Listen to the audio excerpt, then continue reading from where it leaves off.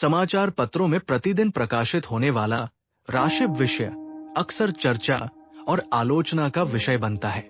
कई लोग ये प्रश्न उठाते हैं कि यदि श्री राम और रावण की राशि समान थी तो उनके जीवन में घटनाएं भी समान क्यों नहीं हुई।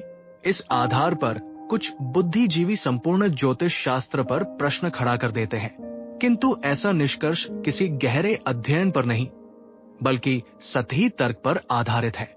जैसे एक बुरे अनुभव से संपूर्ण ज्ञान पर अविश्वास करना गलत है, वैसे ही एक उदाहरण से संपूर्ण ज्योतिष को नकार देना उचित नहीं। दरअसल दैनिक राशि विषय केवल सामान्य अवलोकनों पर आधारित होता है। ये बहुत प्राथमिक स्तर की बात है जिसे गंभीरता से लेना उचित नहीं। राम भी उस पर विश्वास नहीं करते और रावण भी नहीं करते। ये एक प्रकार का मनोरंजन है जो समाचार पत्रों के लिए व्यावसायिक दृष्टिकोण से महत्वपूर्ण है। गुजरात में हुए एक सर्वेक्षण में पाया गया कि समाचार पत्रों में सबसे अधिक पढ़ी जाने वाली कॉलम राशि विषय है, किंतु आश्चर्य ये कि इसे पढ़ने वाले लोग प्रायः इसे गंभीरता से नहीं लेते। लोग इसे कभी जिज्ञासा, कभी समय बिताने, कभी केवल देखने के लिए पढ़ते हैं।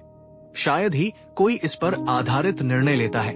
राशि विषय की तुलना यदि पैरासिटामोल से की जाए तो वो उचित होगी।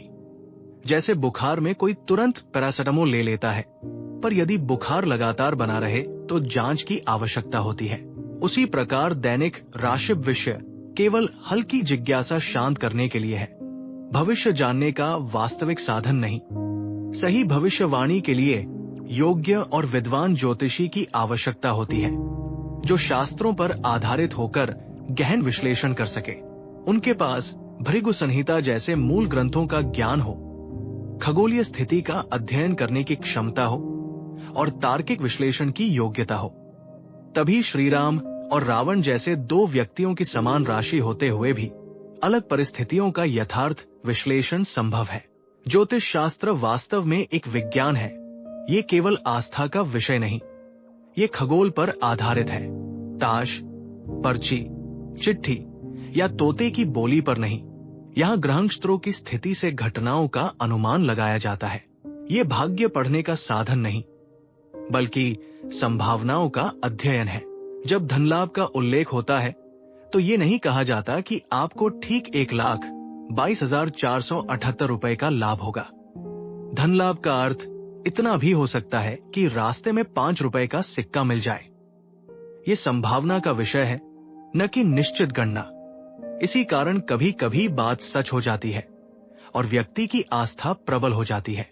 कुछ लोग केवल सनातन ज्ञान और परंपरा की आलोचना करने के लिए राशि विषय को आधार बनाते हैं, जबकि सनातन परंपरा में विज्ञान का स्तर बहुत ऊंचा रहा है।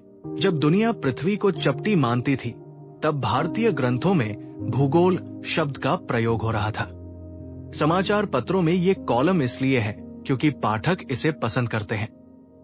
ये व्यावसायिक निर्णय है, ज्योतिषीय नहीं। अंततः जीवन पुरुषार्थ और प्रारब्ध का संतुलन है। जन्म कहाँ होगा ये हमारे हाथ में नहीं है, पर जन्म को कैसे आगे बढ़ाना है ये हमारे पुरुषार्थ पर निर्भर करता है। यदि पुरुषार्थ प्रबल हो तो प्रारब्ध भी कई बार अपना प्रभाव छोड़ देता है, और यदि पुरुषार्थ का अभाव हो तो प्रारब्ध हर बात पर नियंत्रण कर लेता है। ज्योतिष का सही उपयोग तभी है जब इसे वैज्ञानिक दृष्टि से, योग्य आचार्य से और अपने पुरुषार्थ के साथ संतुलित कर समझा जाए। निष्कर्ष ये है कि दैनिक राशि विषय केवल मनोरंजन या हल्की जिज्ञासा की पूर्ति है। इसे गंभीरता से लेना न तो उचित है और न आवश्यक।